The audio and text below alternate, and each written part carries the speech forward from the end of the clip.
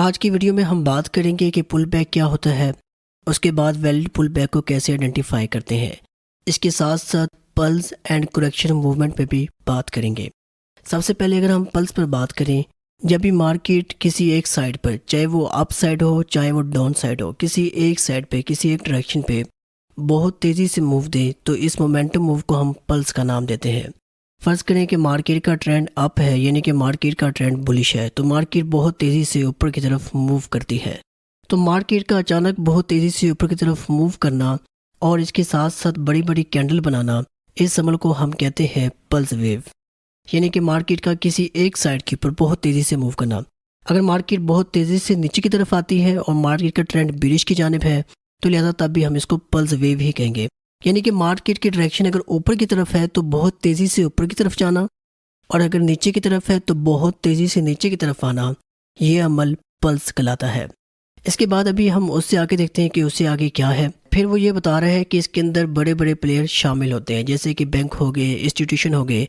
इसकी वजह से मार्केट के अंदर बहुत बड़े बड़े ऑर्डर लगते हैं, जिसकी वजह से मार्केट एक ही डायरेक्शन के अंदर बहुत तेज़ी से मूव करती है। लेकिन मार्केट कभी भी एक डायरेक्शन में बहुत तेज़ी से मूव नहीं करती। जब भी एक स्ट्रॉन्ग मूव आता है तो मार्केट उसके बाद दोबारा नीचे की तरफ आती है। मार्केट का दोबारा नीचे की तरफ आने का अमल करेक्शन या पुल बैक कहलाता है।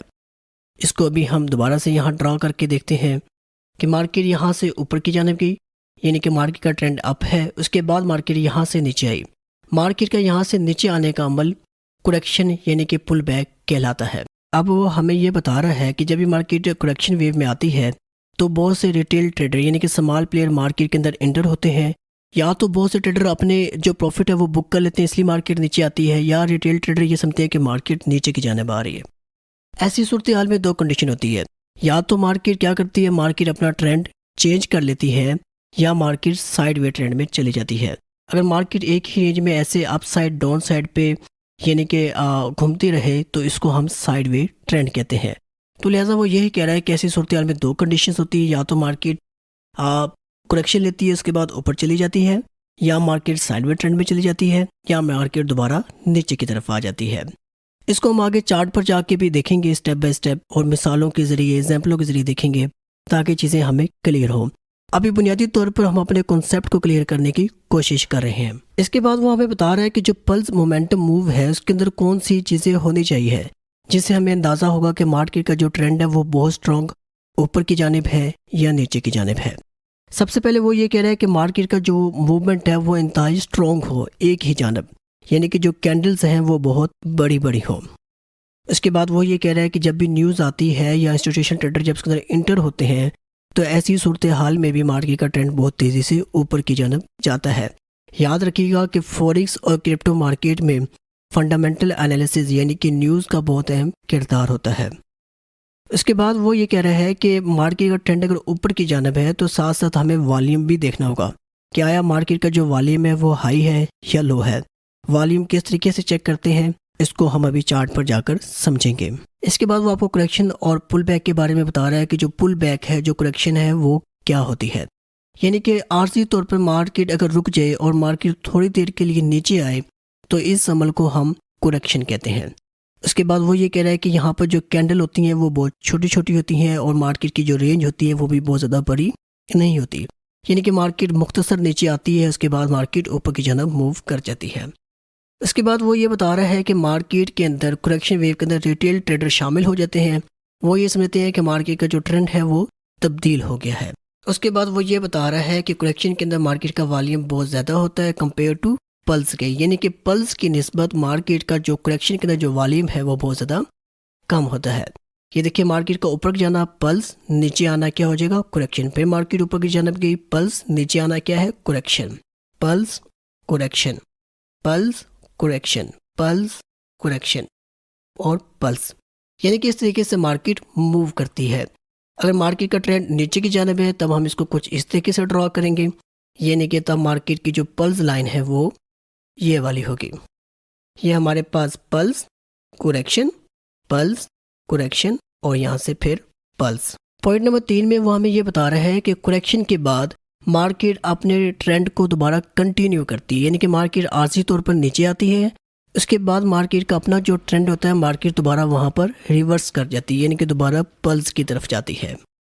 उसके बाद वो ये कह रहा है कि बाज़ दफ़ा ऐसा भी होता है कि बाज़ दफ़ा जब मार्केट करेक्शन करने आती है तो वो करेक्शन इस कदर स्ट्रॉन्ग होती है कि मार्केट का जो ट्रेंड है वो बाज़ दफ़ा रिवर्स में बदल जाता है, यानी कि मार्केट अगर अप है तो डाउन हो जाती है, अगर डाउन है तो अप हो जाती है।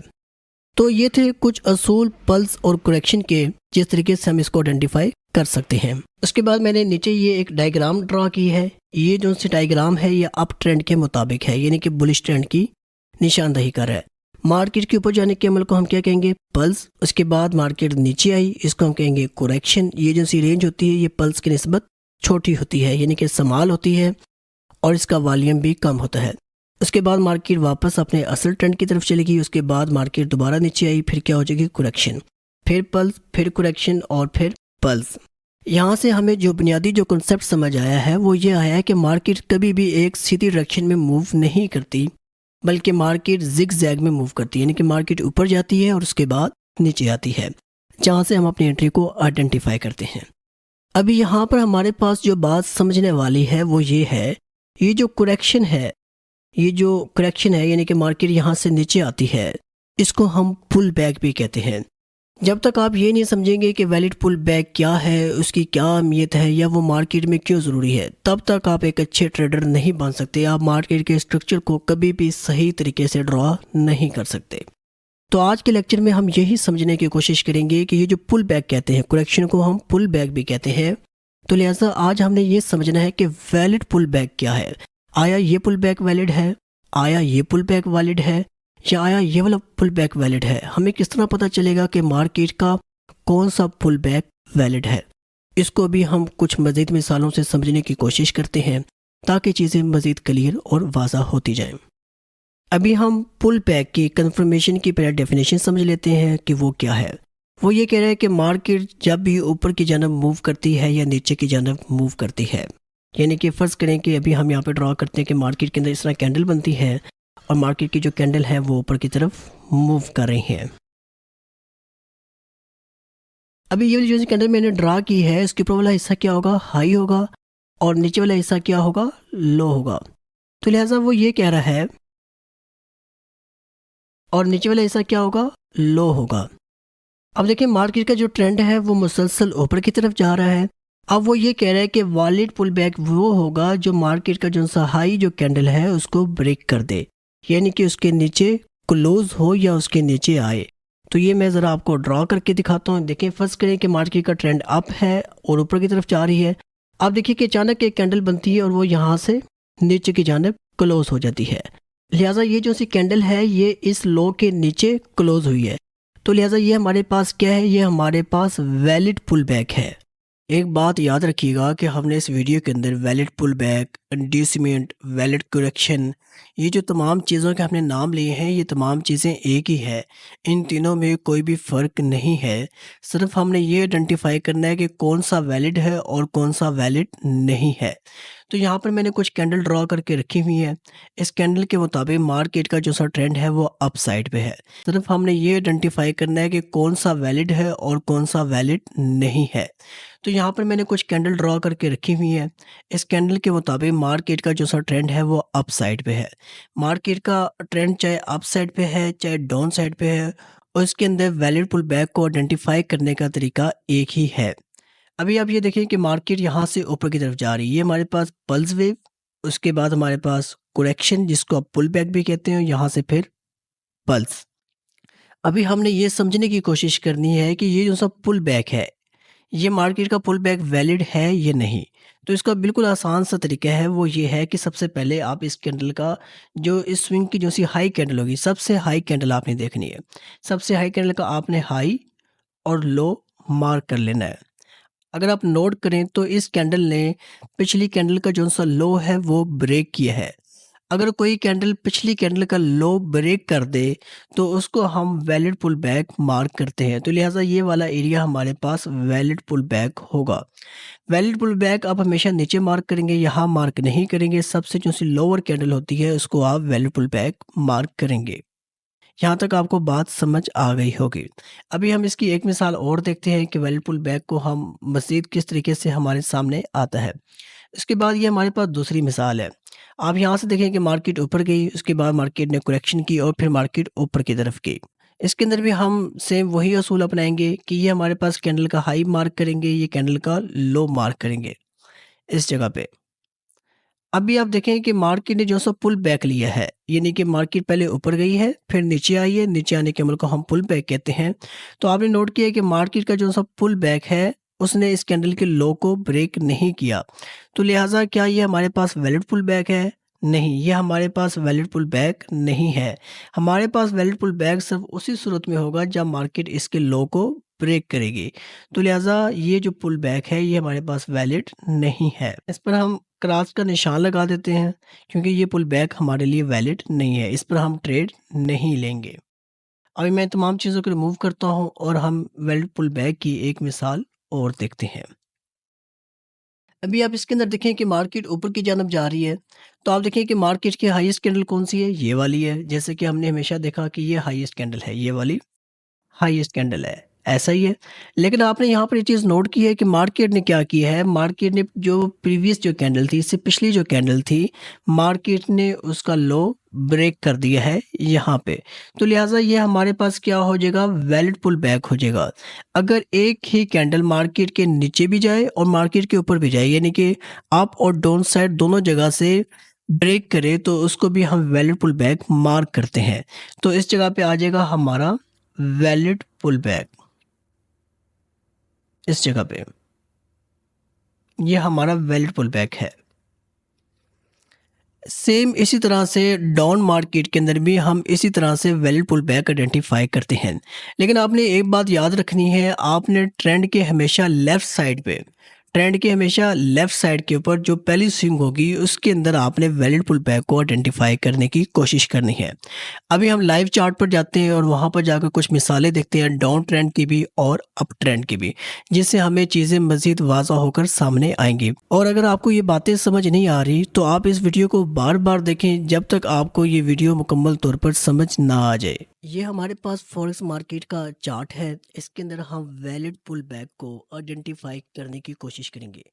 आपने मेरी एक बात को याद रखना है कि valid pull back, valid inducement, valid correction, ये तीनों से एक ही बात मुराद है। इन तीनों में कोई भी फ़र्क नहीं है, तो आपने कंफ्यूज नहीं होना इन बातों को लेकर। तो लिहाजा अभी हम वैलिड पुल बैक को आइडेंटिफाई करने की कोशिश करेंगे। सबसे पहले इसका आपने हाई मार्क कर लेना है। तो हमारे पास ये एक हाई है। अगर हम देखें कि इस रेंज के अंदर दूसरी हायर कैंडल कौन सी है, तो वो हमें ये नज़र आती है। ये हमारे पास इस रेंज में दूसरी हायर कैंडल मिल गई। तो लिहाजा इसको हम फिलहाल रिमूव कर देते हैं, ये सिर्फ समझाने के लिए है। तो ये हमारे पास हायर कैंडल है। तो इसके बाद इसका हमने हाई भी मार्क कर लिया और लो भी मार्क कर लिया। ये जो सी हमारी हायर कैंडल है, इसको हम कैंडल ए का नाम देते हैं, साथ वाली को बी को और उसके साथ वाली को सी का नाम देते हैं। अभी आप ये देखें कि जो कैंडल सी है, इसने प्रीवियस कैंडल का जो सा लो है उसको ब्रेक कर दिया है।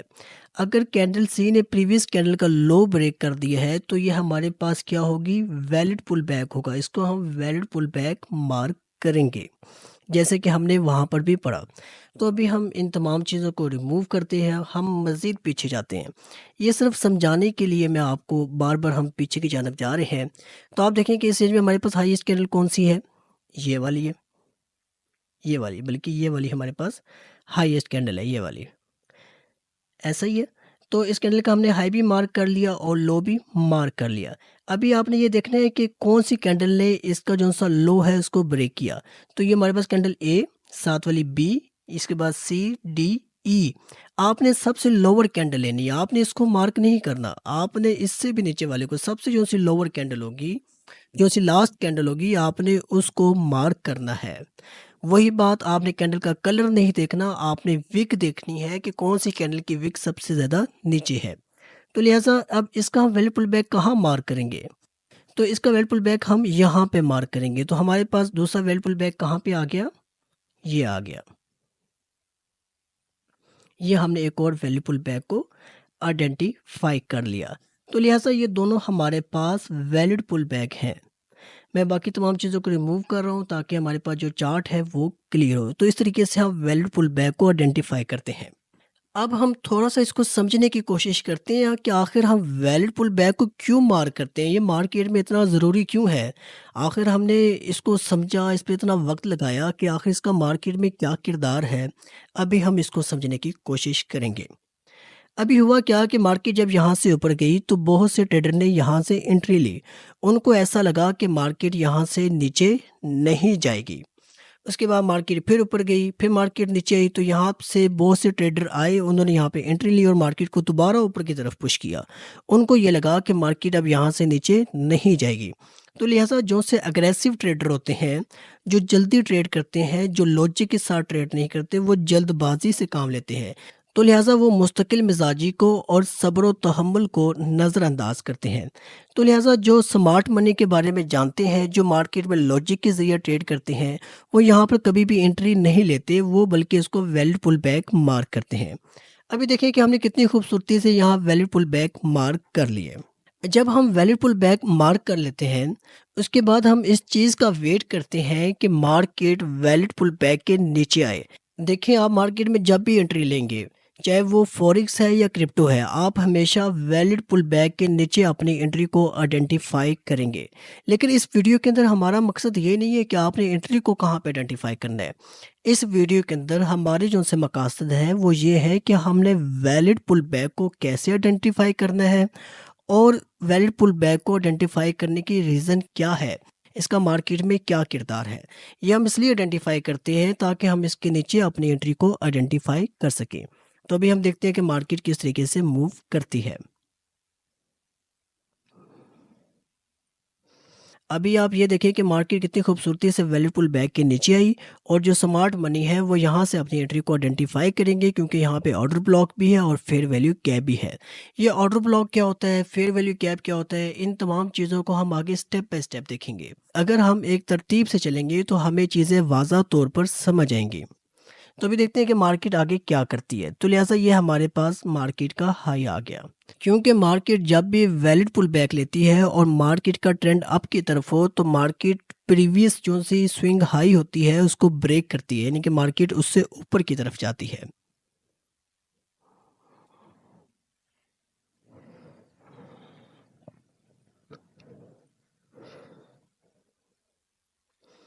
तो अभी हम लोग लाइव मार्केट के अंदर आ गए हैं, यानी कि ये आज की लाइव मार्केट है, आज के दिन की। तो ये हमने वैल्यू पुल बैक मार्क किया। अब देखिए ये हमारे पास लाइव मार्केट आ गई ना। तो अभी आपने यहाँ पर अपना जो सा वैलिड पुल बैक है उसको आपने आइडेंटिफाई करने की कोशिश करनी है। देखिए ये हमारे पास कैंडल का हाई आ गया, ये हमारे पास कैंडल का लो आ गया। अब मार्केट इसके नीचे आएगी तो हमारा वैलिड पुल बैक बनेगा, उसके बाद मार्केट ऊपर जाएगी, फिर हम अपनी एंट्री को आइडेंटिफाई करेंगे। तो ये तो एक बात होगी, लेकिन उसके बाद हम क्या देखेंगे, हम ये देखेंगे कि स्विंग के अंदर दूसरी हाईएस्ट कैंडल कौन सी है। तो इस स्विंग के अंदर हमें दूसरी जो सी हाईएस्ट कैंडल नज़र आती है वो ये है और उसके बाद इसका जो लो है वो हम मार्क करेंगे यहाँ पे। अब देखिए कि मार्केट ने इसी रेंज के अंदर घूमती रही है, यानी कि मार्केट ने इसकी जो सी प्रीवियस कैंडल का जो लो है उसको ब्रेक नहीं किया। तो लिहाजा ये हमारे पास वैलिड पुल बैक नहीं है, इसको हम वैलिड पुल बैक मार्क नहीं करेंगे। उसके बाद हम मज़ीद पीछे आएंगे, इससे भी पीछे आएंगे और हम वैलिड पुल बैक को आइडेंटिफाई करने की कोशिश करेंगे कि वो कहाँ पे है। अभी आप ये देखें यहाँ से मार्केट ऊपर गई, उसके बाद मार्केट ने यहाँ से करेक्शन ली। अभी हम ये देखेंगे ये जो करेक्शन है, ये जो पुल बैक है या इंड्यूसमेंट, कुछ भी इसको कह लें, क्या ये वैलिड है या नहीं। तो आप इसका ये आपने इसका हाई मार्क किया और ये आपने इसका लो मार्क किया। हाई लो मार्क कर लिया, मार्केट ने इसके नीचे विक बनाई, तो लिहाजा ये हमारे पास क्या आ जाएगी, ये हमारे पास वैलिड इंड्यूसमेंट आ जाएगी। ये हमारे पास क्या है, वैलिड इंड्यूसमेंट है। तो लिहाजा अभी हम वेट करेंगे कि मार्केट वैलिड पुल बैक के नीचे आए, उसके बाद हम अपनी एंट्री को आइडेंटिफाई करें। तो लिहाजा ये भी लाइव मार्केट है। तो अभी हम देखते हैं कि मार्केट वैलिड पुल बैक के नीचे आती है या मार्केट यहाँ से डायरेक्ट ऊपर की जानब जाती है। तो इस तरीके से हम वैलिड पुल बैक को आइडेंटिफाई करते हैं और अपनी ट्रेडिंग को मज़ीद बेहतर करने की कोशिश करते हैं। मैं आखिर में आपसे दोबारा गुजारिश करूँगा कि आप अपने चार्ट पर जाएँ और ऐसी 10-10 मिसालें, 15-15 मिसालें, 20-20 मिसालें तलाश करें। हमारे व्हाट्सएप के ग्रुप बने हुए हैं, आप उनको ज्वाइन कीजिए और वहाँ पर स्क्रीनशॉट शेयर कीजिए और वहाँ पर आप सब लोग आपस में मिलकर डिस्कस कीजिए कि कौन सा पुल बैक वैलिड है और कौन सा वैलिड नहीं है। इससे आपको बहुत कुछ सीखने को मिलेगा। शुक्रिया।